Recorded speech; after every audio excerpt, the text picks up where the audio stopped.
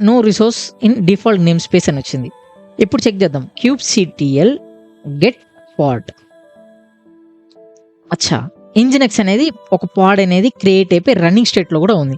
So ఇది ఎక్కడ రన్నింగ్లో ఉంది? ఈ ఇంజినెక్స్ అనే పాడ్ ఎక్కడ రన్నింగ్లో ఉంది? దాని కమాండ్ ఏంటి? ఒకవేళ కమాండ్ తెలిస్తే కమాండ్ మీరు కామెంట్ సెక్షన్లో అయితే చెప్పచ్చు ఫ్రెండ్స్. ఓకేనా, kubectl get pod -o wait. So ఇక్కడ మనం చూస్తే ఎక్స్ట్రా ఇన్ఫర్మేషన్లో ఇది నోడ్ 2లో అయితే డిప్లాయ్ అయితే అయింది.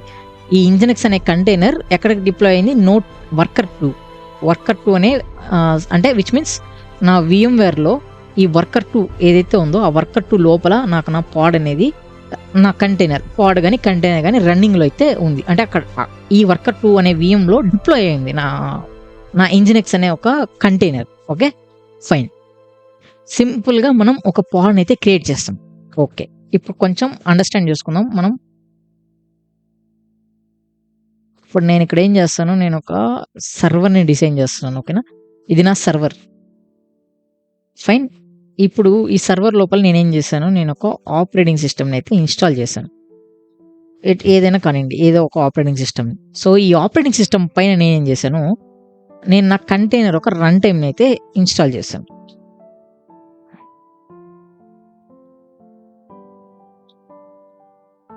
ఓకే, కంటైనర్ రన్ టైమ్ని క్రియేట్ చేసి ఒక కంటైనర్ని క్రియేట్ చేసాం.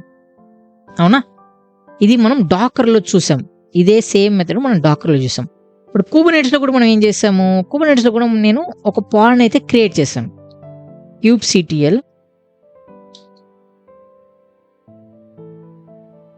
kubectl get pod. సో ఇంజినెక్స్ అనే ఒక పాడ్ లేదంటే ఇంజినెక్స్ ఒక కంటైనర్ని నేనైతే క్రియేట్ అయితే చేశాను. సో బ్రో, నాకు ఒక విషయం చెప్పు, కంటైనర్లో మనం డాకర్ యూస్ చేసేటప్పుడు కూడా మనం ఒక కంటైనర్ని క్రియేట్ చేసాము, కుబర్నెటిస్లో కూడా మనం ఒక కంటైనర్ని క్రియేట్ చేసాం. సో తేడా ఏంటి? నాకు డిఫరెన్షియేషన్ నాకు అర్థం కావట్లేదు. ఓకే, డిఫరెన్షియేషన్ అర్థం కాలేదు. ఓకే, ఇప్పుడు నేనేం చేస్తాను ఇక్కడ, ఇది నా డాకర్ హోస్ట్ అనుకుంటే ఓకేనా, ఈ కంటైనర్ని నేను ఫర్ ఎగ్జాంపుల్ నేను రిమూవ్ చేసాను, డిలీట్ చేసాను. సో సింపుల్గా అర్థం చేసుకుందాం. ఓకేనా, ఇప్పుడు నేనేం చేశాను, ఒక కంటైనర్ని క్రియేట్ చేశాను, డాకర్ హోస్ట్లో ఒక కంటైనర్ని క్రియేట్ చేశాను, అలానే కుబర్నెటిస్లో కూడా నేను ఒక కంటైనర్ని క్రియేట్ చేశాను. ఇప్పుడు నేనేం చేస్తాను, నా డాకర్లో నేను కంటైనర్ని డిలీట్ చేస్తే ఏమైపోతుంది, డిలీట్ అయిపోతుంది. సింపుల్. ఓకే, ఇప్పుడు ఇక్కడ కుబర్నెటిస్లో కూడా చూద్దాం ఏం జరుగుతుంది ఇక్కడ. ఇప్పుడు నేనేం చేస్తాను, ఏదైతే నేను రన్ చేశాను కంటైనర్ని, ఆ కంటైనర్ని ఇప్పుడు డిస్ట్రాయ్ చేస్తాను. kubectl